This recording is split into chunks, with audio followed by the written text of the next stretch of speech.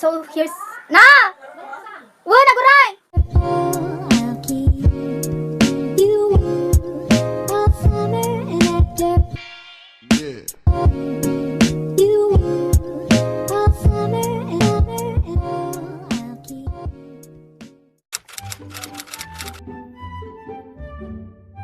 Hi guys, it's Lyka and welcome back to my YouTube channel.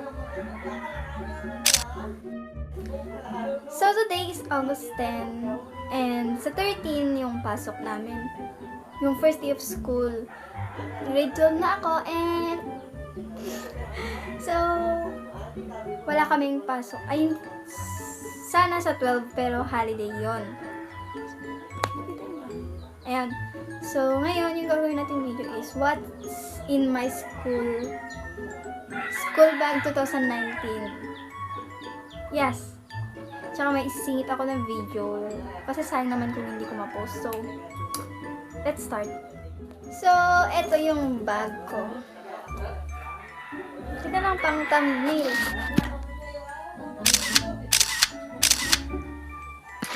So, ayun. Ito yung bag ko. Pag ko pa to ng grade 11. Kasi medyo okay pa naman. So, hindi ako bumili ng bag. Tapos, ayan. Dito tayo.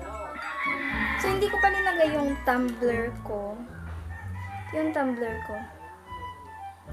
At ang aking payong since grade 11. So, dito tayo magsisimula. So, tadan! This is my DIY pencil case. Ito, ginupit ko yung necktie ko nung grade 10. Ito. Tapos, ito naman yung hindi ginagamit na sweater. So, I have my old scissor. Hindi na ako bumili ng bagong gamit. Yung papers na lang. I have 1, 2, 3, 4, 5 ball pens and 1 pencil. Nagamit ko pa din last school year and my glue. Same, gamit ko din last year. Meron pa akong isang ball pen. And this small protractor. So, yun lang yung laman ng aking pencil case at ng aking mini compartment. Teka lang. Ayusin ko lang. Kukuha na ako ng langit. Charot. So, ayun. Dito naman tayo sa malaking compartment. First, meron siyang maliit na ganito. Lalagyan dito. I have my earphones, headset. I don't know. Then, I have my 1/2 lengthwise na 2 pieces na lang. So, gusto ko pa rin siyang i-consume. So, sayang naman kaya. So, I have this one. Nilagay ko dito yung index card na gamit ko din last year. My 1x1 and 2x2 picture kasi baka kakailanganin. And some 1, 2, 3, 4, 5, 6 sticky notes and 1 ball pen. Binili ito kasi ni mama pero hindi niya din pala gagamitin. So, sa akin na lang. Next, I have this small notebook for pag may sinabi silang requirements, assignments, lalagay ko sila dito. Then, next, I have this. My kikay kit. So, ano ba? Unang naman niya guys is I have my white dove powder. I have my Luna Autumn Clay Dash. Etong foundation, pero hindi ko ginagamit yung foundation, yung mirror na lang.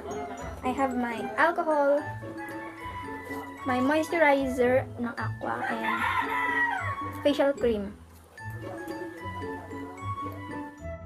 Tapos yung last na laman is itong pabango. Bibili pa ako ng bagong pabango kasi mas gusto ko yung bench na, yung pink, yung ano, so in love, tawag doon.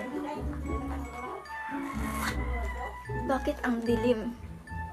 Ay! Next na naman is itong set na papers ko from Pandayan. Meron na siyang 1 whole, 1/2, 1/4, 1/2 lengthwise and crosswise. Then, may yellow paper na gamit ko pa last year. So, sa lahat ng mga gamit ko, ito lang yung binili ko. Kasi yung, karamihan dito yung mga gamit ko pa last year. Like, my notebooks, I have 1, 2, 3, 4, 5, 6, 7.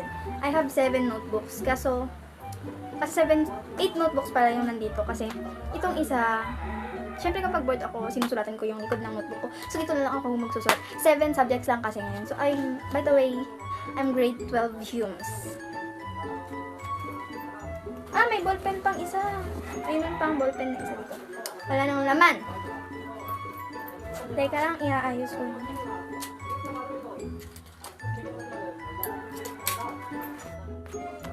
So, here's...